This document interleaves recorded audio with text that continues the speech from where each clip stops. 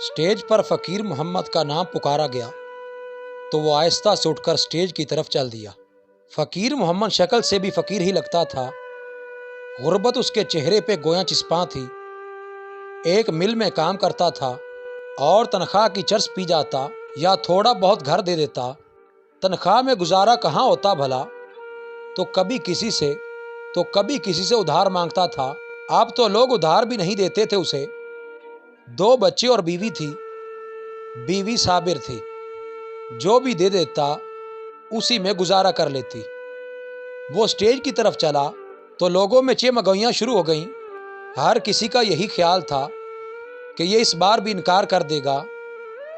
یہ مل مالکان کی طرف سے ہر سال کسی ایک خوش نصیب ورکر کو حج پہ بھیجنے کی تقریب تھی، جس میں پچھلے 2 سال کی طرح اس سال بھی فقیر محمد کا نام ہی آیا تھا۔ پچھلے 2 سال حج پہ جانے کی بجائے فقیر محمد نے حج کے خرچ کے پیسے لے لیے تھے اور اس سال پھر اسی کا نام نکل آیا تھا۔ اس چرسی کے نصیب میں بھلا اللہ کے گھر کی زیارت کہاں؟ یہ حاجی وحید حسن تھا جو کولیگز کو یہ کہہ رہا تھا۔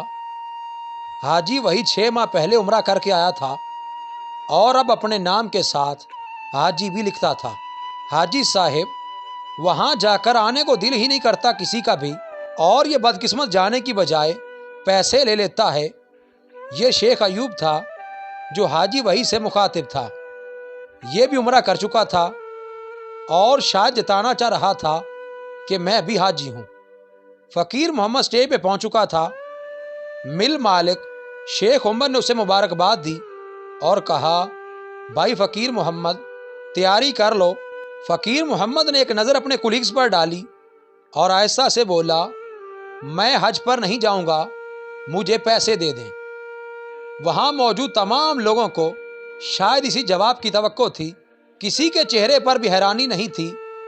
شیخ عمر ذرا سا مسکرائے اور بولے، اس دفعہ تو ہر صورت تمہیں حج پہ جانا ہی ہوگا۔ فقیر محمد بولا، جناب میں کیا کروں گا حج پہ جا کے، آپ مجھے پیسے دے دیں۔ فقیر محمد نے دھیمی سی آواز میں کہا، نہیں فقیر محمد، اس بار تمہیں حج پہ جانا ہی ہوگا۔ شیخ عمر بھی گویا اسے بھیجنے کا تہیہ کر چکے تھے، مگر فقیر محمد کا ایک ہی جواب تھا، جناب میں کیا کروں گا جا کر، گنہگار آدمی ہوں، چرسی ہوں، میرا کیا کام وہاں، اور ویسے بھی صاحب جی مجھے پیسوں کی ضرورت ہے۔ ٹھیک ہے، اگر تم حج پر جاؤ تو پورے سال کی تنخواہ بونس کے طور پر دوں گا۔ شیخ عمر نے آفر کی تو فقیر محمد کی آنکھوں میں چمک سی آ گئی۔ کہنے لگا، ٹھیک ہے صاحب، میں راضی ہوں۔ شیخ عمر بولے، دیکھو 3 سال سے مسلسل تمہارا ہی نام نکل رہا ہے اور تم جا نہیں رہے۔ اللہ پاک ہر صورت تمہیں بلانا چاہ رہا ہے۔ روانگی کا دن آ گیا۔ سال کی تنخواہ فقیر محمد لے چکا تھا۔ گھر والوں اور جو 1-2 جاننے والے تھے ان سے مل کر فقیر محمد حج پہ روانہ ہو گیا۔ حج کیا، روزہ رسول پہ حاضری دی۔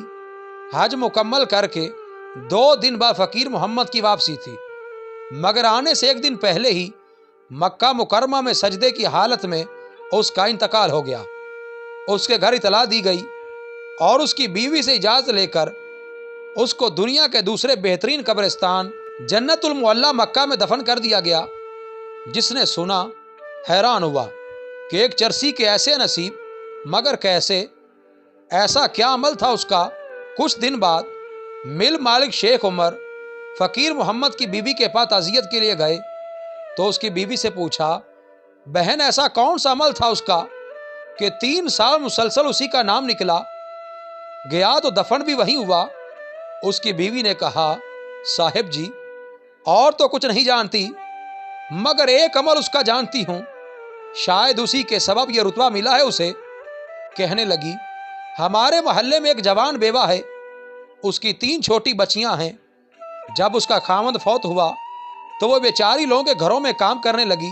وہ عزت دار عورت ہے اور یہ بھیڑیوں کا معاشرہ، ہر جگہ اسے لوگوں کی ہوس کی وجہ سے کام چھوڑنا پڑا۔ اس نے بھوک قبول کر لی مگر عزت کا سودا نہیں کیا۔ میرے خاوند کو پتہ چلا تو اس نے اس بیوہ عورت کو اپنی بہن بنا لیا اور اس کے گھر کا سارا خرچ دینے لگا۔ میرے شوہر کی تنخواہ میں 2 گھروں کا گزارا مشکل تھا اور وہ نشہ بھی کرتا تھا، تو وہ ادھار لے کر جیسے بھی کسی سے لوٹ کسوٹ کر اس کو خرچہ ضرور دیتا تھا۔ 2 بار حج پہ نہ جانے کی وجہ بھی یہی تھی کہ پیچھے اس بیوہ عورت اور اس کی بچیوں کا خیال کون رکھتا۔ اس نے 2 بار حج کے پیسے لے کر ان کو بھی دیے اور کچھ مجھے۔ وہ اس بار بھی نہیں جاتا اگر آپ اسے پورے سال کی تنخواہ نہ دیتے۔ اس نے پیسے لے کر کچھ گھر کا سامان لیا اور کچھ اس عورت کو لے کر دیا تب وہ حج پہ گیا۔ شیخ عمر کا دل چاہ رہا تھا کہ کاش فقیر محمد اس کے سامنے ہوتا تو وہ اس کے ہاتھ چوم لیتا۔ وہاں سے وہ اس بیوہ عورت کے گھر گئے۔ اس نے بتایا کہ لوگوں کی نظروں میں چرسی شرابی میرے اور میری بچیوں کے لیے فرشتہ تھا۔ کہنے لگی، وہ کہتا تھا بہن میرے لیے دعا کر دیا کرو بس، اور میں اس کے لیے ایک ہی دعا کرتی تھی، میرے اس بھائی کو ایمان پہ موت دینا۔ فقیر محمد یہ عمل بنا کسی لالچ یا دکھاوے کے صرف بیوہ اور یتیموں کی محبت میں کرتا تھا، مگر وہ کیا جانے کہ وہ کسی اور کی نظر میں ہے، اور وہ جس کی نظر میں تھا وہ مہربان اللہ انسان کی ظاہری حالت نہیں، اس کا اخلاص اور نیت دیکھتا ہے۔ فقیر محمد کے عمل سے راضی ہو کر اس نے اس کو اپنے گھر بلایا اور پھر وہیں سے اپنے پاس بلا لیا۔ اللہ پاک چاہتے تو یہاں بھی فقیر محمد کو موت آ سکتی تھی، مگر اپنے گھر بلا کر دنیا کی نظروں میں ایک چرسی کو عزت بھی تو بخشنی تھی۔ دنیا کو بتانا جو تھا کہ تمہاری نظر میں یہ عام سا شخص اللہ کے ہاں بہت خاص ہے۔ مولانا روم فرماتے ہیں، خدا تک پہنچنے کے بہت سے راستے ہیں، مگر میں نے خدا کا پسندیدہ ترین راستہ مخلوق سے محبت کو چنا۔